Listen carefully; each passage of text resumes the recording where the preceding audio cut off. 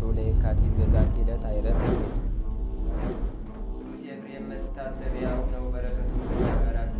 በዚችም ዕለት የጴጥሮስና የሶፊያ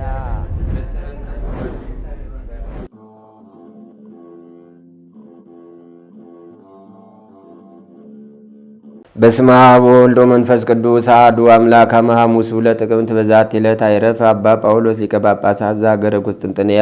አንድ አምላክ በሚሆን በአብ በወልድ በመንፈስ ቅዱስ ስም ጥቅምት 5 በዚች ቀን የቁስጥንጥንያ ሊቀ ጳጳሳት አባ ጳውሎስ አረፈ። ይህም ቅዱስ ከእርሱ አስቀድሞ በቁስጥንጥንያ ሀገር ሊቀ ጳጳሳት ለነበረው ለአባ ለእስክንድሮስ ደቀ መዝሙሩ ነው። አባ ለእስክንድሮስም በሞተ ጊዜ በእርሱ ፈንታ ይህ አባት አባ ጳውሎስ ተሾመ። በጵጵስናውም ወንበር በተቀመጠ ጊዜ አርዮስን ወገኖች ከቁስጥንጥንያ ሀገር አውራጃዋ ሁሉ አውግዞ አሳደዳቸው። ንጉሥ ቆስጠንጢኖስም ከሞተ በኋላ ልጁ ሁለተኛው ቆስጠንጢኖስ በቁስጥንጥንያ ሀገር ላይ ነገሰ። ወንድሙ ቁንስጣን በሮሚ ሀገር ነገሰ። ይህ ቆስጠንጢኖስም አርዮስን ይወደዋል፣ በረከሰች ሃይማኖቱም ያምናል። ቅዱስ አባ ጳውሎስም አርዮሳውያንን አውግዞ እንዳሳደዳቸው ሰምቶ እጅግ አዘነ። አባ ጳውሎስንም ከእንግዲህ የአርዮስን ወገኖች ተዋቸው፣ አታውግዛቸው አለው። እርሱ ግን ንጉሱን አልሰማውም። ስለዚህም አባ ጳውሎስን ከቁስጥንጥንያ ሀገር አሳደደው። እንዲህም ሆነ ከእርሱ አስቀድሞ ከእስክንድርያ ሀገር አባ አትናቴዎስን አሳዶት ነበርና በሮሚ ሀገር በሊቀ ጳጳሳት በቅዱስ አባ ዮልዮስ ዘንድ ሁለቱም ተሰበሰቡ። እርሱም በመልካም አቀባበል በፍቅር ተቀበላቸው። ወደ ንጉሱም ወደ ሁለተኛው ቆስጠንጢኖስ እንዲህ ብሎ መልእክትን ጻፈላቸው። እነርሱ እውነተኞች የተማሩ አዋቂዎች፣ ሃይማኖታቸውም የቀና ናቸው። ልትቀበላቸው ልታከብራቸውም ይገባል። ሊቃነ ጳጳሳቱም አባ ጳውሎስና አባ አትናቴዎስ ወደ ንጉሥ ቆስጠንጢኖስ በደረሱ ጊዜ መልእክቱን ደብዳቤ ሰጡት። አነበባትም። ከሮሜም ሊቀ ጳጳሳት ጋር የተነሳ ፈራ። ተቀብሎም በየቦታቸው በሹመታቸው ወንበር አኖራቸውና ጥቂት ቀኖች በእነርሱ ላይ ታገሰ። ከዚህም በኋላ ሁለተኛ አሳደዳቸው። እነርሱም ወደ ሮሜ ወደ ሊቀ ጳጳሳት ዮልዮስ ተመልሰው ንጉሱ በእነርሱ ላይ ያደረገውን ሁሉ ነገሩት። ሊቀ ጳጳሳት ዮልዮስም ወደ ወንድሙ ወደ ንጉሥ ቁንስጣ ይዟቸው ገብተው ወንድሙ ቆስጠንጢኖስ በእነርሱ ላይ ያደረገውን ነገረው። ይህም ንጉሥ ቁንስጣ ይቀበላቸው ዘንድ ወደ ወንድሙ መልእክትን ጻፈ። እንዲህም ብሎ አዘዘው፣ እሊህን አባቶች ካልተቀበልካቸው ከእንግዲህ በመካከላችን ፍቅር አንድነት አይሆንም። ሊቀ ጳጳሳቱን እንዲሁ ሁለተኛ ደብዳቤውን ጻፈ። ንጉሥ ቆስጠንጢኖስም የወንድሙን የንጉሥ ቁንስጣንና የሊቀ ጳጳሳቱን መልእክት ተቀብሎ ወደ ሹመታቸው ወንበር መለሳቸው። ንጉሥ ቁንስጣን በአመፀኞች እጅ ከተገደለ በኋላ ያን ጊዜ ቆስጠንጢኖስ አባ ጳውሎስን ወደ አርማንያ ሀገር አጋዘውና በዚያ ጥቂት ቀን አሰረው። ከዚህም በኋላ ከአርዮስ ወገን አንዱን በእስር ቤት በስውር አባ ጳውሎስን ይገድለው ዘንድ አዘዘው። አንዱ አርዮሳዊም በሌሊት ገብቶ አንቆ ገደለው። መላ ዕድሜውም 40 ዓመት ነው። ለእግዚአብሔር ምስጋና ይሁን፣ እኛንም በዚህ አባት ጸሎት ይማረን፣ በረከቱም ከኛ ጋር ትኑር ለዘላለሙ። ሰላም ለጳውሎስ በቁስጥንጥንያ ዘተጰጰሰ መርአየ ክርስቶስ ይርአይም እለ ይሃጉሉ ነብሰ አስተሃቂሮ በምድር አርዮሳዊ ንጉሠ መንግሥተ ዘሰማያት ከመውእቱ ሐሰሰ በቤተ ሞቅህ ኑቀ ፈለሰ። በዚችም ቀን የከበረ አባት ኪራኮስ ከእናቱ ከሐና ጋር ሰማዕት በመሆን በካዲው ንጉሥ በኤልያኖስ እጅ ተገደለ። ካዲው ንጉሥም ይህን ቅዱስ ወደ አደባባይ ባቀረበው ጊዜ ሰዎች አማልክትን እንዳያመልኩ እየጻፈች የምትልክልህ ይህች እጅ ትቆረጥ ዘንድ ይገባታል አለው። ኪራኮስም ልብ የሌለህ ውሻ መልካም አደረግክ አለው። ኤልያኖስም ሰምቶ እርሳስ አፍልተው በአፉ ውስጥ እንዲያፈሱት ደግሞ በጋለ የብረት አልጋ ፍም በተጎዘጎዘበት ላይ እንዲያስተኙት ጨውም እንዲነሰንሱበት በመጎተትና በማገለባበጥም ሆዱንና ጀርባውን በብረት በትሮች አጥንቶቹ እስኪሰበሩ እንዲደበድቡ ታዘዘ። ቅዱስ ኪራኮስም ይህን ሁሉ ታግሶ በዕብራይስጥ ቋንቋ እንዲህ ብሎ ጸለየ። ያሮክስ ሊያማውታ ያለክ አሲያር ለሜዶር ኤሎሄ ናውና ያዮል ያቤል ቆራም ቤቴል አዶናይ ኤሎሄ ሙታ። ከዚህም በኋላ ፈትተው በእስር ቤት እንዲያኖሩት እናቱንም ሐናን እንዲያመጧት በጠጉሯም ሰቅለው 3 ሰዓት ያህል ስጋዋን እንዲሰነጣጥቋት በእሳትም እንዲያቃጥሏት አዘዘ። በእሳት ውስጥም እየጸለየች ነፍሷን አሳለፈች። ከዚህም በኋላ ቅዱስ ኪራኮስን አምጥተው በእባቦችና እፍኝቶች ካሉበት ታላቅ ጉድጓድ ውስጥ ጨምሩት ዘንድ አዘዘ። ሲጨምሩትም ምንም የጎዳው ነገር የለም። ከወታደሮቹም አንዱ ስሙ አድሞን የሚባል የክርስቶስን ማዳን አይቶት አደነቀ። ክብር ይግባውና በጌታችን አመነ። ንጉሱና ጣዖታቱንም ረገመ። ያን ጊዜም ራሱን በሰይፍ ይቆርጡት ዘንድ ንጉሥ ኤልያኖስ አዘዘ። እርሱም የኪራኮስ አምላክ ነፍሴን ተቀበላት እያለ አንገቱን አስተካክሎ ለሰይፍ ሰጠ። ምስክርነቱንም ፈጸመ። ቅዱስ ኪራኮስንም ከዘይት ጋር ዝፍት ከፈላበት ምጣድ ውስጥ እንዲጨምሩት፣ ሁለተኛም ደረቱን በጦር እንዲወጉ ታዘዘ። እንዲህ ምስክርነቱን በዕለተ ሰንበት ፈጸመ። ለእግዚአብሔር ምስጋና ይሁን፣ እኛንም በዚህ ተጋዳይ አባት ጸሎት ይማረን፣ በረከቱም ከእኛ ጋር ትኑር ለዘላለሙ። ሰላም ለኪራኮስ መካነ መስቀል ዘአመረ ለንግሥት እሌኒ ከመአፉሁ ተምህረ ሃይማኖተ ዝንቱ መስቀል ሰበበ አውደ ስም አዝመረ ፈተንወ ወአጽረይወ በእሳት ምዕረ አምሳለ ነሃቢ በከውር ይፈትን ብሩረ ሰላም ለሃና መኪራኮስ ሰማየት እንተ ሰተሩ ስጋሃን ውሃ ሰለስቱ ሰዓት ወእንተ አዋአይዋ ካይበ በማህተዋት ወሰላም ለአድሞን ዘኢፈርሆ ለመጥባይት እስመ መንፈሱ ለክርስቶስ ዲቤሁ እረፍት። በዚችም ቀን ደግሞ የእልፌዎስ ልጅ የሐዋርያው ያዕቆብ መታሰቢያው ነው። ዳግመኛም የአይድራዮስ የአዋርስ የሰማየት አልድራካዎስና የአድሮኖስ መታሰቢያቸው ነው። እግዚአብሔርም በጸሎታቸው ይማረን ለዘላለሙ። አንድ አምላክ በሚሆን በአብ በወልድ በመንፈስ ቅዱስ ስም ጥቅምት 6 በዚች ቀን የታላቁ ነቢይና ካህን የሳሙኤል እናት የቅድስት ነቢይት ሐና አረፈች። በዚችም ቀን በዋሻ ውስጥ የሚኖር ቅዱስ አባት አባ ጰንጠሌዎን አረፈ። በዚችም ቀን ብና ከሚባል አገር ኤጲስቆጶስ እንጦኒዎስ የምስክርነቱ መታሰቢያ ነው። በረከቱ ከኛ ጋር ትኑር አሜን። በዚችም ቀን የስሙ ትርጓሜ አዋቂ የሆነ የዕንባቆም ነቢይ መታሰቢያው ነው። በዚችም ቀን የሀገር አቴና ኤጲስቆጶስ ቅዱስ ዲዮናስዮስ በሰማዕትነት አረፈ። በዚችም ቀን ቅዱሳን ርዋቅና እንጦኒዎስ በሰማዕትነት አረፉ። የአባ በጸሎተ ሚካኤል መታሰቢያው ነው። በረከታቸውም ከኛ ጋር ትኑር። በዚችም ቀን የሴት ልጅ የሄኖስ የእረፍቱ መታሰቢያ ነው። የእግዚአብሔርንም ስም መጥራት የጀመረ ይህ ሄኖክ ነው። ዛቅረብኩ ማሕሌተ ዘኪሬ አእላፈ ምለተጸምዱ ከዘልፈ ለላ አነብቶ ከብዘንዴቴ መጽሐፈን ተረሰይ ከግዚኦ ጸዲቀ መበለት ውኩፈ ምላቡ ላን ዘተርፈ ነቢያት ቅዱሳን ሐዋርያት ሰባክያን ሰማዕቶ ጻድቃን ወመላእክት ጓን ደናግላዲዩ መነኮሳት ሄራን ባረኩ ባረኮ ጉባኤ ዛቲ መካን እስከ አረጋዊ ሊቅ ወንውስ ሕፃን ለዘ ጻፎ በክርታስ ወለዛ ጻፎ ዘይደርስ ወለዛ አንበቦ ለዘ ተርጎሞ በልሳን አዲስ ወለዘ ሰማ ቃሎ በዝነ መንፈስ በጸሎተሙ ማርያም አራቂተ ኩሉም ባይ ስቡረ የመሐረነ ኢየሱስ ክርስቶስ።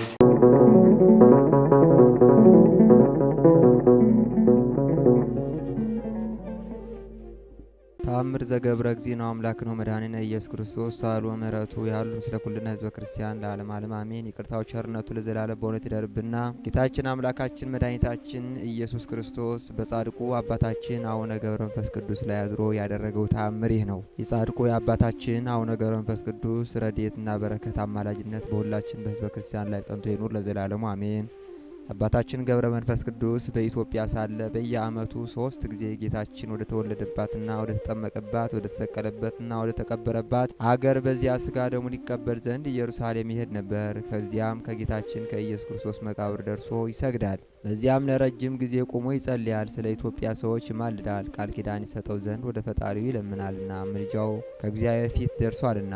በዚህም ጊዜ ሰማያት ይከፈታሉ፣ የእሳት መጋረጃ ይገለጣል፣ 3 አካላት ይታያሉ። የምህረት አስራት 100,000 ቃል ኪዳን ይሰጠዋል። ሁልጊዜ ምህረትን ለማግኘት ይቆማልና የኢየሩሳሌም ግብራቸው እንዲረዳ ይፈልጋል። ከመላእክት ጋር ደስታ እንዲካፈል ይወዳል። በዚያም ክርስቶስ ተወልዷል፣ በዚያም ተጠምቋል፣ በዚያም ክርስቶስ ተሰቅሏል፣ በዚያም በቀኖት ተቸንክሯል፣ በዚያም ክርስቶስ ተቀብሯል። በዚያም ከሙታን ተለይቶ ስለተነሳ ትንሣኤውን ብርሃን ተስፋ ያደርጋልና በዚያም እመቤታችን ማርያም ልጇን ታቅፋ በደስታ ያያታል። ነቢያትና ሐዋርያት በክብር በምስጋና ከእርሱ ጋር ሲደሰቱ ይመለከታል። እነርሱም ወገናችን ዘመዳችን ይሉት ነበር። ያን ጊዜም ከ7ቱ ሊቃነ መላእክት አቤቱ ሕዝብህን ይቅርበል የባሮችህንም ቃል አትርሳ የሚል ቃል እየሰማ እርሱ ከእነርሱ ጋር ይጸልይ ነበር። ነቢዩ ዳዊት እንደተናገረ እንዲህ ሲል አቤቱ ለአንተ በጽዮን ምስጋና ይገባል። አቤቱ ወደ አንተ የመጣውን የደማዊ ስጋዊ ጸሎት ሁሉ ተቀበል። ሰማያዊ በእውነት ምስጋና ያቀርባሉ። አባታችን እንዲህ አለ፣ ከኃጥአን ወገን አስራትን ትሰጠኝ ዘንድ እለምንሃለሁ። መላእክት ለሕዝብ ቅርታ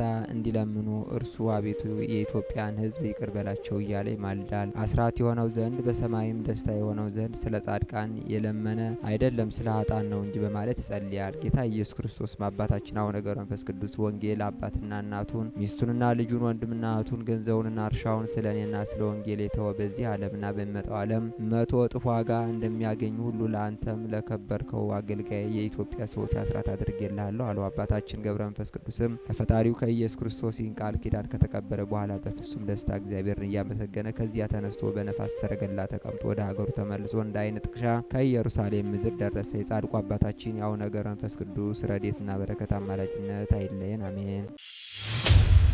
ከእናታቸው ማኅፀን ሳሉ የተመረጡ ከሆድ ሳይወጡ የተቀደሱ ጻድቅ ናቸው።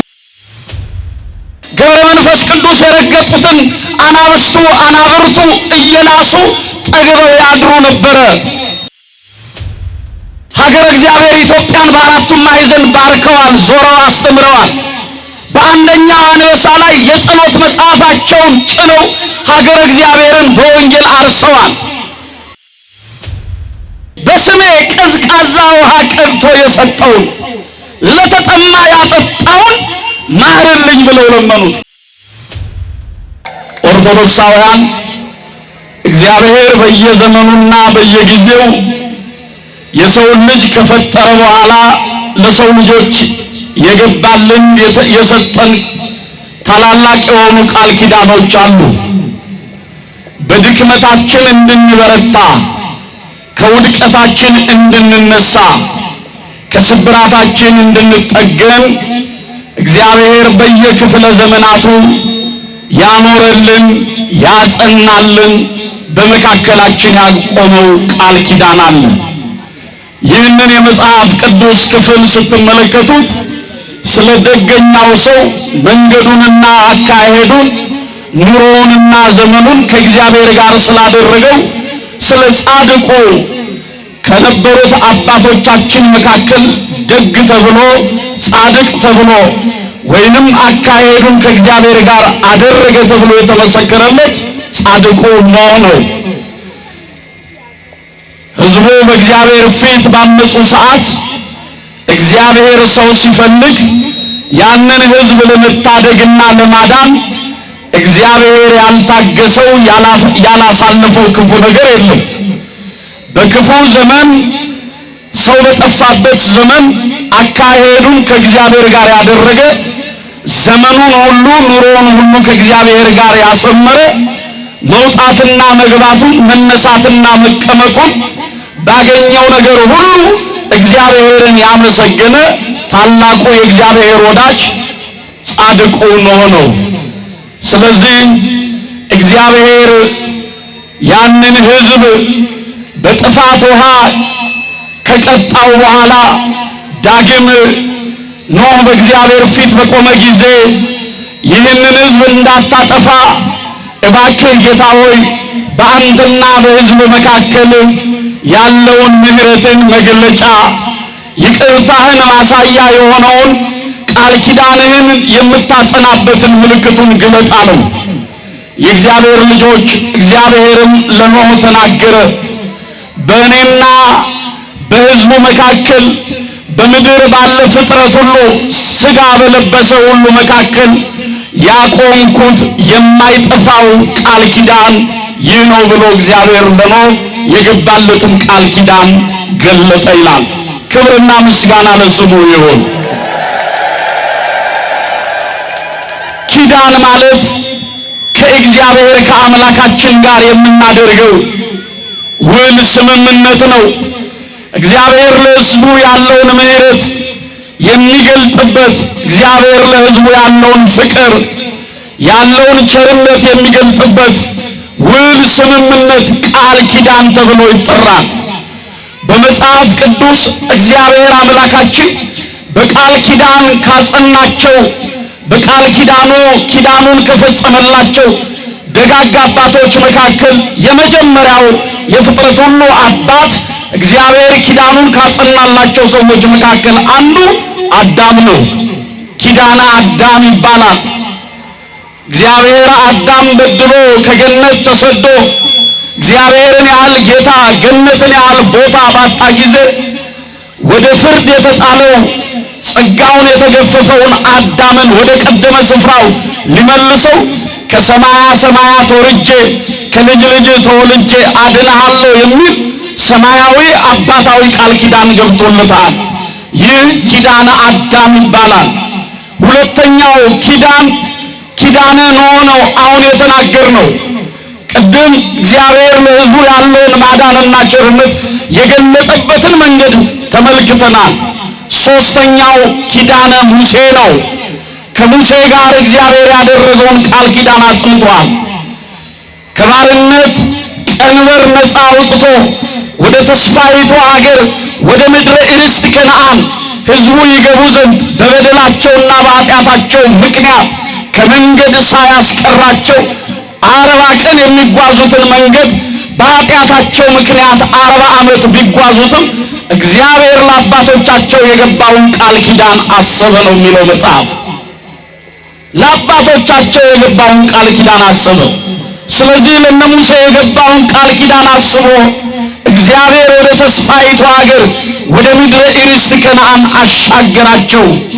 ማርና ወተት ወደሚፈልቅባት የስንዴ ዛላ የወይን ዘለላ ወደሚገኝባት ለነ አብርሃም ቃል ኪዳን በገባባት ወደ ተስፋይቱ ሀገር ወደ ምድረ ርስት ከነዓን አገባቸው።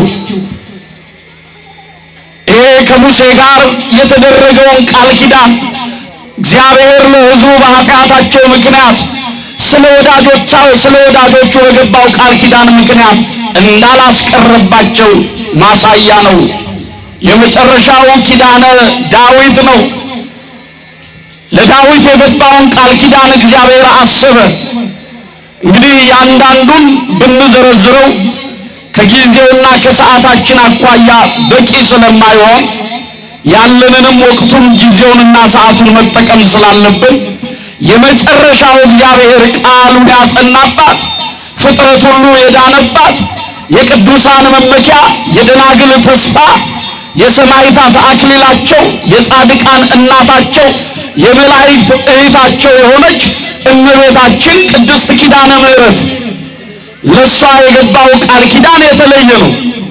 የፍጥረት ሁሉ መዳን ቃል የተገባላት ብሎም ደግሞ በሷ በኩል መጥቶ ያዳነ አምላካችን እግዚአብሔር ለእመቤታችን ለቅድስተ ቅዱሳን ለንጽሕተ ንጹሐን ለድንግል ማርያም የገባው ቃል ኪዳን ልዩ ነው።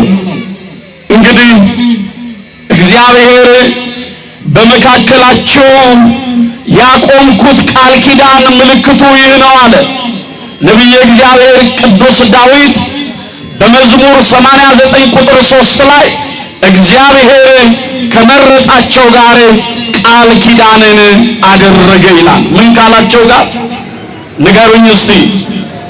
ከመረጣቸው፣ ካከበራቸው፣ ለራሱ ከለያቸው፣ ከዚህ ዓለም መከራ ከዚህ ዓለም ስቃይ ለራሱ ጃንደረባ አድርጎ ከመረጣቸው ከቅዱሳኑ ይህንን ዓለም ንቀው ይህንን ዓለም ትተው በምድራዊው ሰማያዊውን ከቀየሩ ከቅዱሳኑ ጋር የማይጠፋ ቃል ኪዳንን አደረገ።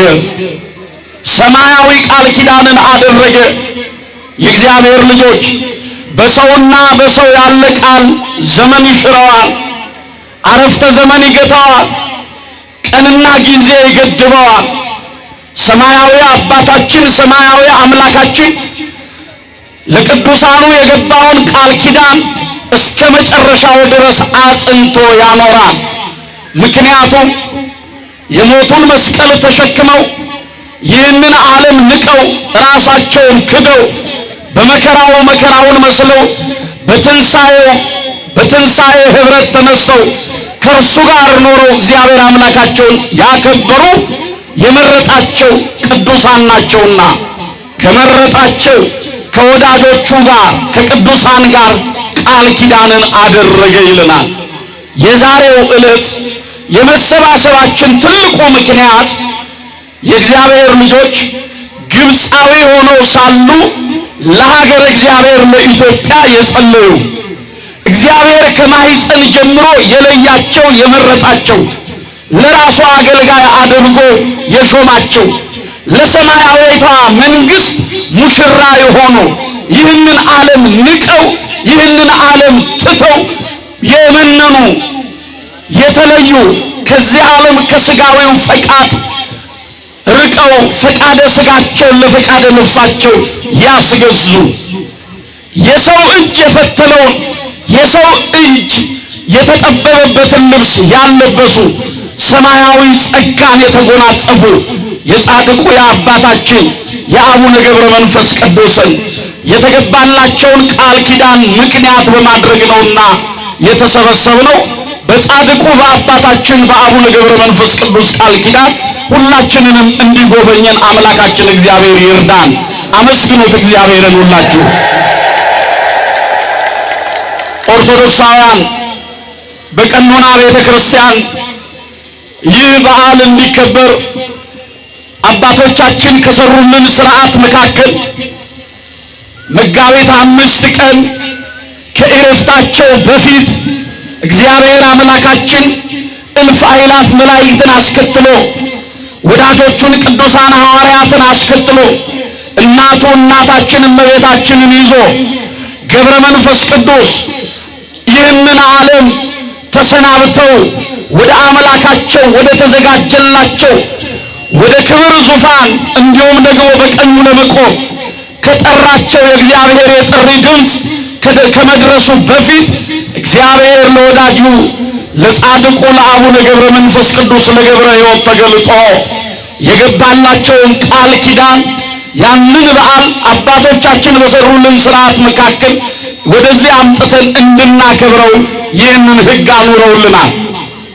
ገብረ መንፈስ ቅዱስ የተወለዱት ግብፅ ንሂሳ።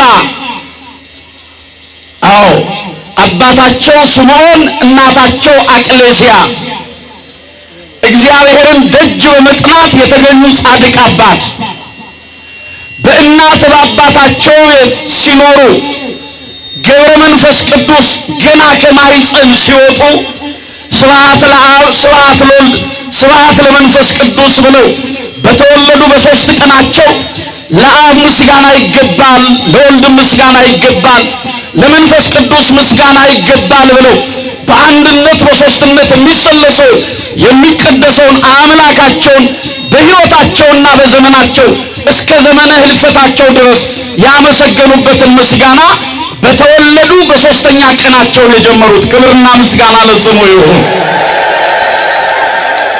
የሥላሴ አንድነትና ሦስትነት የተገለጠላቸው ገና በተወለዱ በሦስተኛው ቀን እግዚአብሔር በእናታቸው ማኅፀን ሳሉ ነቢየ እግዚአብሔር ኤርምያስ እንደተናገረው በእናት ማኅፀን ሳለህ መረጥኩ፣ ከሆድ ሳትወጣ ቀደስኩ እንዳለው ከእናታቸው ማኅፀን ሳሉ የተመረጡ ከሆድ ሳይወጡ የተቀደሱ ጻድቅ ናቸው ገብረ መንፈስ ቅዱስ። አመስግኑ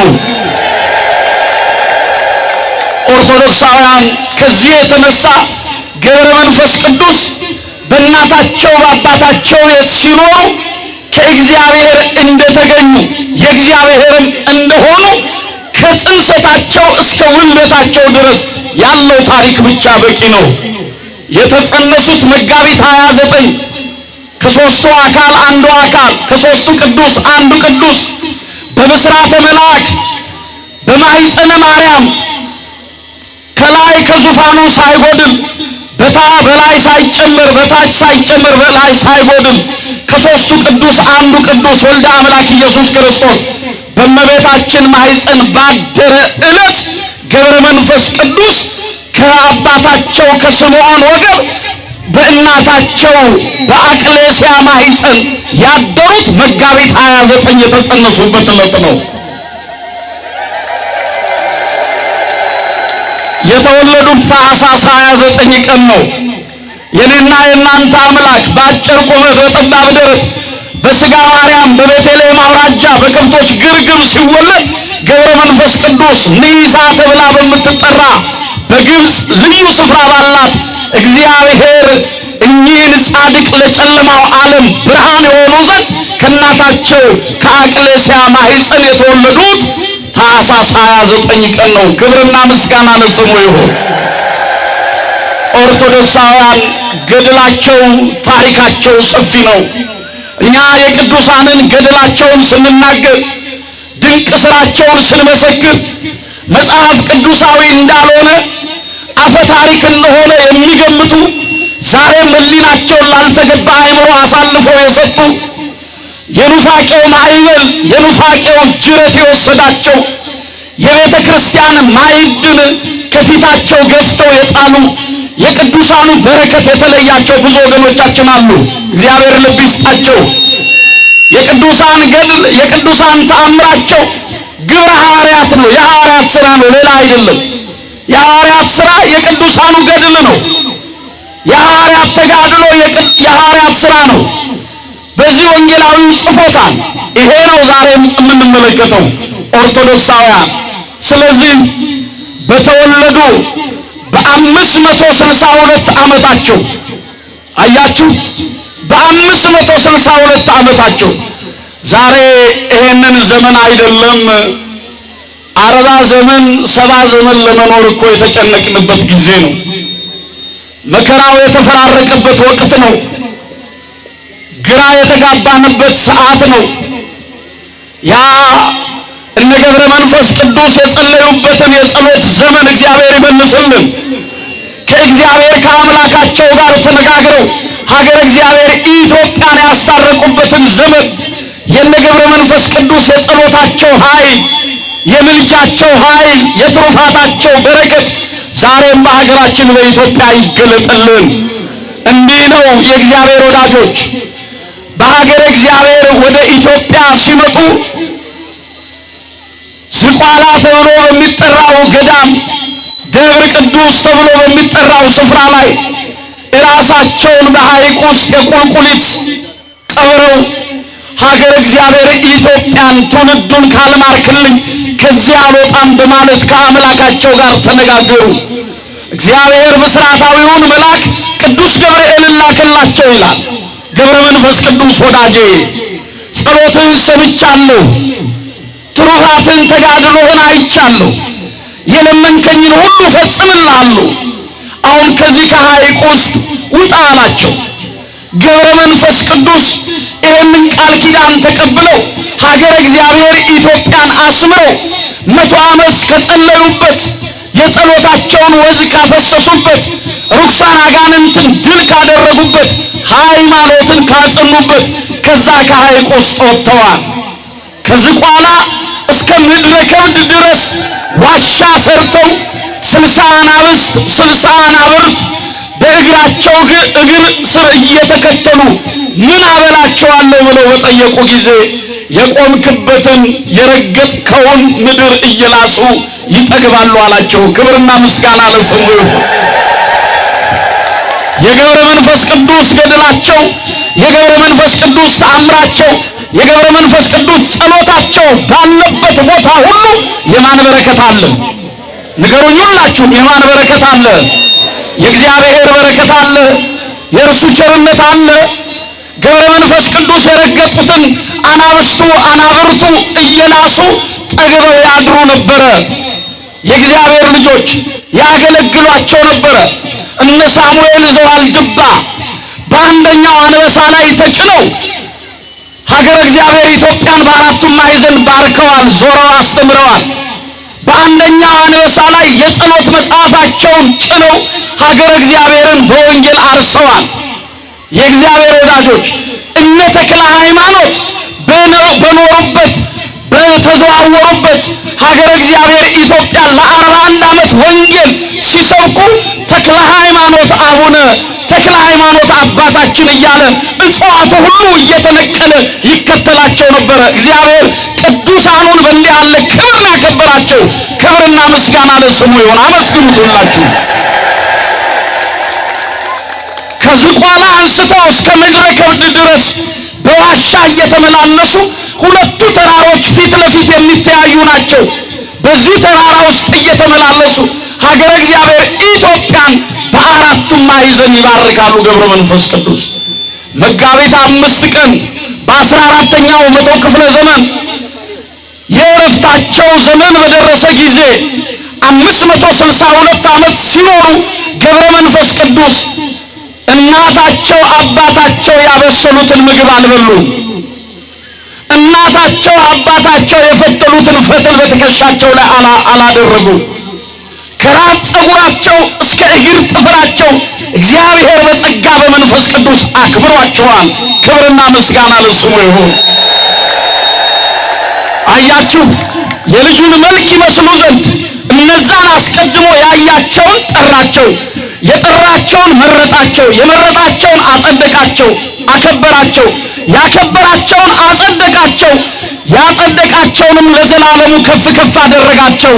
አምላካቸው እግዚአብሔር ተብሎ ሊጠራ በእነርሱ አያፍርም አለ። አምላካቸው እግዚአብሔር ተብሎ ሊጠራ በእነርሱ አያፍርም። ይህ ዓለም ለእነርሱ አልተገባቸውም ይለናል ቅዱስ ጳውሎስ። ሞት በበዛበት ዓለም ሞትን ሕይወት አድርገው፣ መከራ በበዛበት ዓለም መከራውን አክሊል አድርገው፣ ስቃይ በበዛበት ዓለም የእግዚአብሔር ወዳጆች ስደት በበዛበት ዓለም ጾምና ጸሎቱን ትሩፋት አድርገው የጸኑ ቅዱሳን አባቶቻችን ናቸው ገብረ መንፈስ ቅዱስ። ስለዚህ በዕረፍታቸው ቀን ተገለጠላቸው። ወዳጄ ባለሟሌ ገብረ መንፈስ ቅዱስ ገብረ ሕይወት ገብረ መንፈስ ቅዱስ ገብረ ሕይወት ወዳጄ በሚጠፋው ዓለም የማይጠፋውን በምድራዊው ሰማያዊውን እንደ አባቶችህ እንደ ቅዱሳን ተጋድሎህን ፈጽመሃል። የሚገባህን ለኔ የክብሩን ወንጌል ስትመሰክር ቆይተሃል። መከራዬን መስለህ ስደቴን መስለህ ተሰደሃል። መከራዬን መከራ አድርገሃል። ምን ላድርግልህ? ወዳጄ ገብረ መንፈስ ቅዱስ ምን ትለምነኛለህ ብሎ ነገራቸው፣ ጠየቃቸው።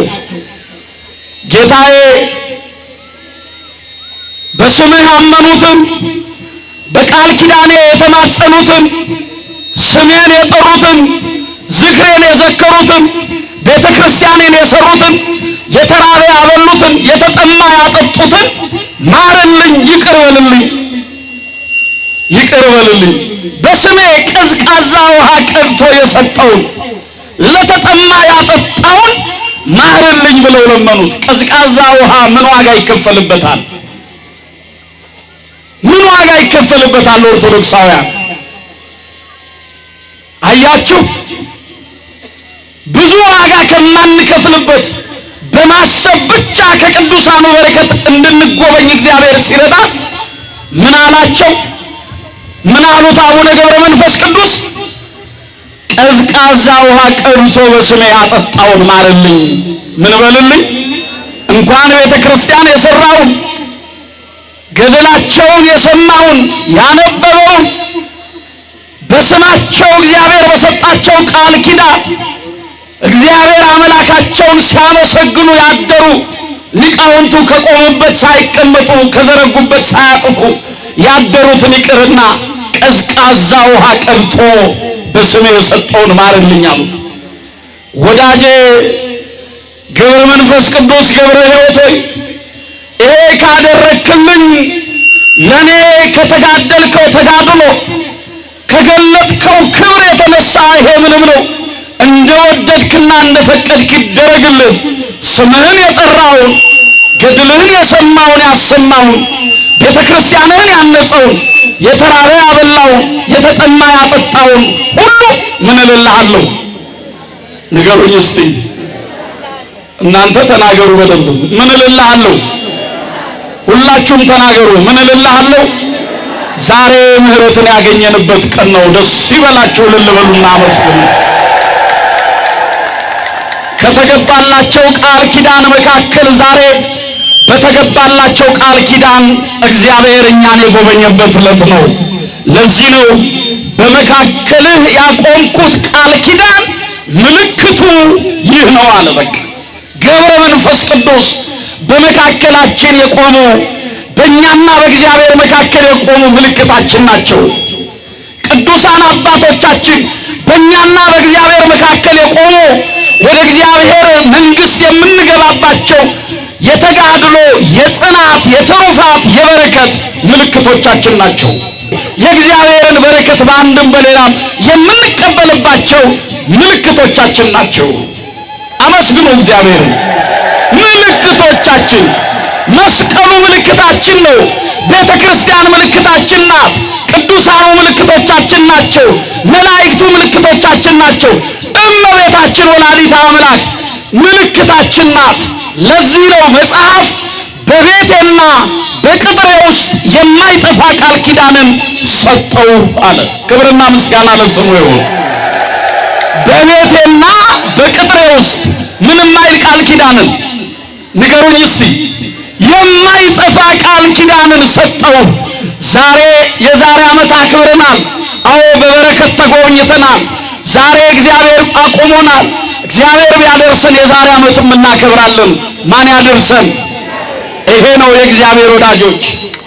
በመካከልህ ያቆምኩት በመካከላችሁ የሰጠዋችሁ ምልክታችሁ ይህ ነው አለ። ገብረ መንፈስ ቅዱስን ምልክት አድርጎ ለጨለማው ዓለም ብርሃን፣ ጨው ለሆነው ዓለም አልጫ ለሆነው ዓለም ጨው፣ ሞት ለበዛበት ዓለም ሕይወትን ይሰብኩ ዘንድ ከእግዚአብሔር ያስታርቁን ዘንድ ምልክትን የሰጠልን ምልክት አድርጎ የሰጠን የአባቶቻችን አምላክ እግዚአብሔር ስሙ የተመሰገነ ይሁን። አምላካችን መድኃኒታችን ኢየሱስ ክርስቶስ የሰማነውን በልቡናችን ይጻፍብን፣ ከቅዱሳን ረድኤት በረከት ያሳትፈን። ሰላም ያሳደር አምላክ ሰላም ቀን ያውለን። አቡነ ዘበሰማያት ይትቀደስ ስምከ ትምጻእ መንግሥትከ ወይኩን ፈቃድከ በከመ በሰማይ ከማሁ በምድር ሲሳየነ ዘለለ ዕለትነ ሀበነ ዮም ወኅድግ ለነ አበሳነ ወጌጋየነ ከመ ንሕነኒ ንኅድግ ለዘአበሰ ለነ የታብአነ እግዚኦ ውስተ መንሱት አላ አድኅነነ ወባልሐነም ኩሉ ኩይስ መዚአከ ይእቲ መንግሥት ኃይል ወስብሐት ለዓለመ ዓለም። በሰላመ ቅዱስ ገብርኤል መልአክ ወእግዝእትየ ማርያም ሰላም ለኪ ድንግል በሕሊናኪ ወድንግል በሥጋኪ እም እግዚአብሔር ጸባዖት ሰላም ለኪ ብሩክት አንቲ እምአንስት ወብሩክ ፍሬ ከርስኪ ተፈሥሒ ፍሥሕት ኦ ምልዕተ ጸጋ እግዚአብሔር ምስሌኪ ሰአሊ ወጸልይ ምህረታ በፍቅር ወልድኪ ኢየሱስ ክርስቶስ ከመ ይሥራይ ለነ ኃጣውኢነ ተማኅፀነ ብኪ ኦ ተወካፌ ንስሐ ወሰራይ ኃጢአት ኢየሱስ ክርስቶስ ስረይ ኃጢአትየ ወኃጢአተ ኩሉ ሕዝብ ከማይሠራ ኃጢአት እግዚአብሔር ይፍታ። ንቁ ሚዲያ ለተመልካቾቹ ከሚያደርሳቸው ዕለታዊ ሳምንታዊና ወርሃዊ ዝግጅቶች መካከል የየዕለቱን ስንክሳር ወርሃዊና ዓመታዊ የቅዱሳን ገላትና ድርሳናትን በኢትዮ ማህበር የዩቲዩብ ቻናል ያቀርባል። የየዕለቱን ስንክሳር ባሉበት ሆነው በማድመጥ እንዲሁም ወርሃዊና ዓመታዊ የቅዱሳንን ዜና ሕይወታቸውን በማድመጥ ከቅዱሳኑ በረከትና ረድኤት እንዲያገኙ ንቁ ሚዲያ የሁል ጊዜ ምኞቱ ነው። በየዕለቱ የሚለቀቁ ዜና ቅዱሳንን ላይክ፣ ሼርና ሰብስክራይብ በማድረግ አገልግሎቱን ይደግፉ። ንቁ ሚዲያ ርቱ የቤተ ክርስቲያን ልሳን